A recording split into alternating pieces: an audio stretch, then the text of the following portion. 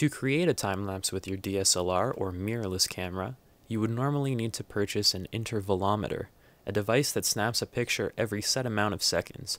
These range in price from around $20 to $50.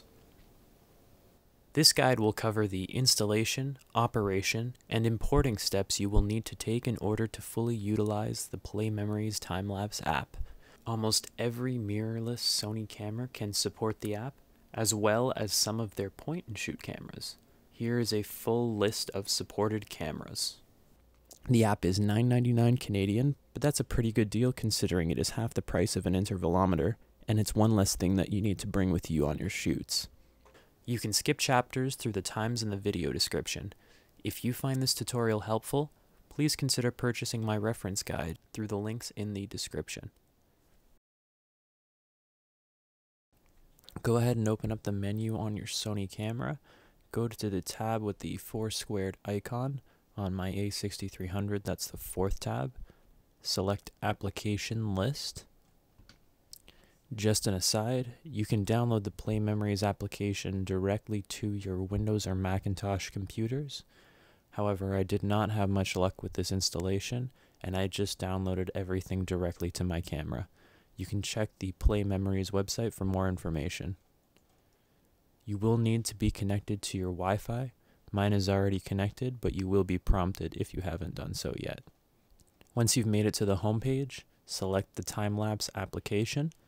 I've already purchased it, so I'm just going to go ahead and update it. So now you're going to log into your Sony account. I have a PlayStation Network account, so I didn't need to make a new one, but if you haven't, then you will need to. This is not an attempt by Sony to spam you with emails that you don't need.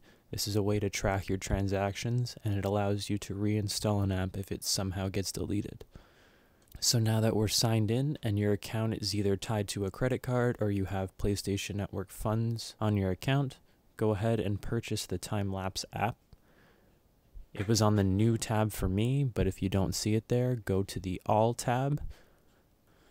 So now that everything is installed on your camera, we can go back to the application list and open up the Time-Lapse app. When you first open the application, you will be prompted to select a theme. Themes are presets within the app that help the camera set itself for you in scenarios like capturing a sunrise or a sunset. To get the most out of the app, you should learn how to set everything yourself so that you have the most control possible over your time-lapse creation. This can be done on Custom, the last option on the theme selection menu. Make sure that the circular dial on top of your camera is either in the P, A, S, or M modes.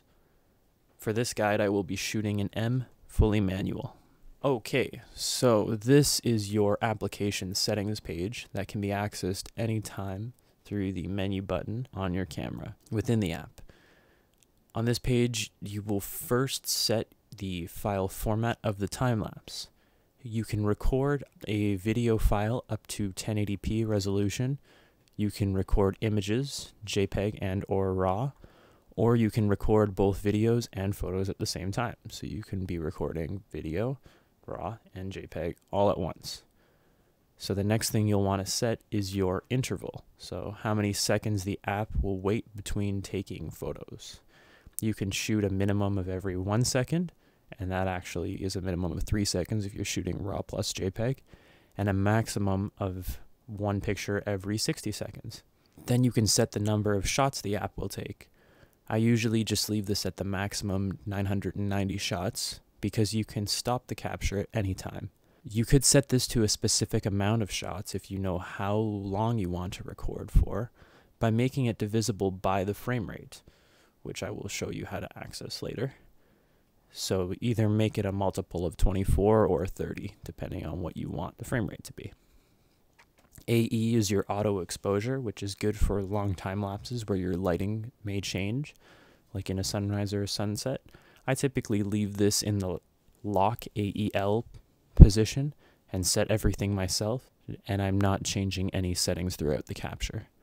The app will give you your duration of the time lapse at the bottom, based on how many shots you've selected.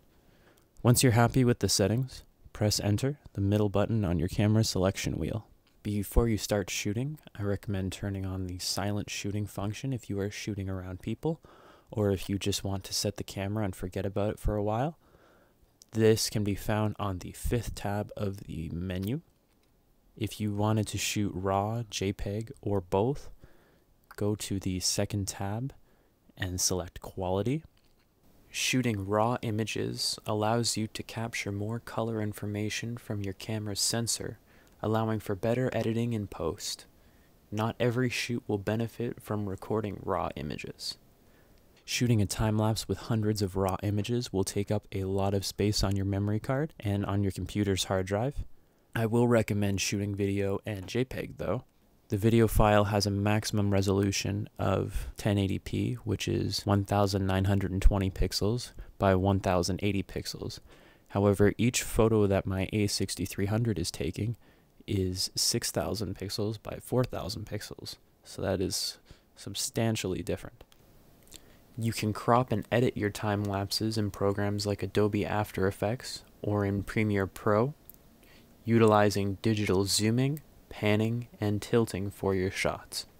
You can also change your aspect ratio on this page as well to 16:9 if you want to capture your time lapse in the correct video ratio. 720 and 1080 are in the 16:9 aspect ratio. Most cameras record photos in a 3:2 ratio so that they can be printed as 4:6s. And I like to leave it at that so that I can record as much of the image as possible and then crop the images later. You can also change your frame rate and video resolution on this page. Now that we have our time-lapse settings in place, we need to set our picture settings.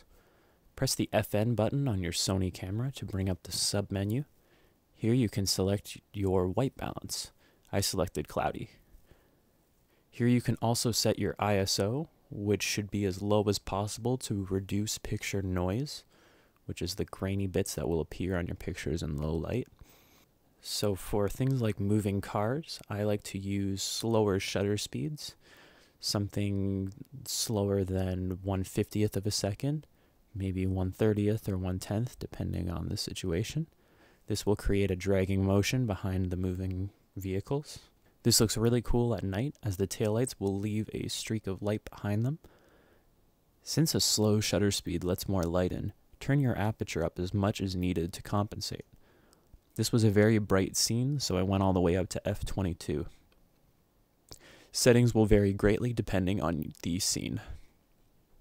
When you're ready to begin, hold the shutter button of your camera down halfway to autofocus and press it all the way down to start the time lapse. It is important to make sure that you have enough memory on your camera's card before you start. If you are like me and did not format your card before starting the time lapse, the app will display the amount of card space remaining before you start. I am not going to take the full 990 photos, so I can just press OK. When you want to end your time-lapse recording, you can press the shutter button on your camera all the way down. Note that recording will also stop after all of your shots have been completed. Congratulations, you have just made a time-lapse. I have a Mac, so I just opened up the Finder and went to my untitled SD card. This is what the file folders should look like if you have formatted your card properly. If you are on a Windows computer, don't worry, everything will be labeled the same and be in the same place. Just open My Computer or similar file explorer on your Windows computer. So we're first going to access the JPEG and RAW files. So open up DCIM, then open up 100ms DCF. So now you should see something like this. If you recorded RAW plus JPEG, sort by file type to separate the two of them. Note that if you've taken any photos outside of the app, they will appear here as well.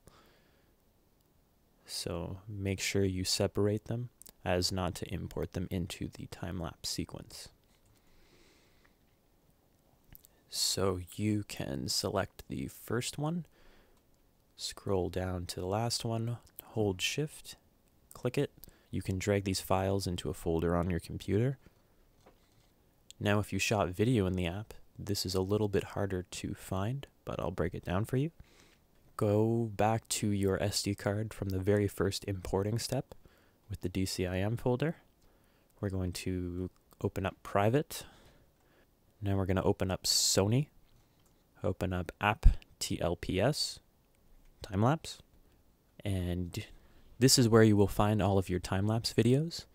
If you recorded more than one, you will see more numbered folders, each containing their own AVI video file. I just have one for this memory card, so I'll open it up. So I like to record both photo and video so I can immediately see what my time-lapse looks like. In my Finder, I press the spacebar to see my preview. The video files will have a maximum resolution of 1080p, so if you are not doing any editing and you are happy with the way your AVI file looks, you can stop here. By fully utilizing these 6,000 by 4,000 pixels of the RAW or JPEG files, we can create movement and crop and still export a video that is 1080p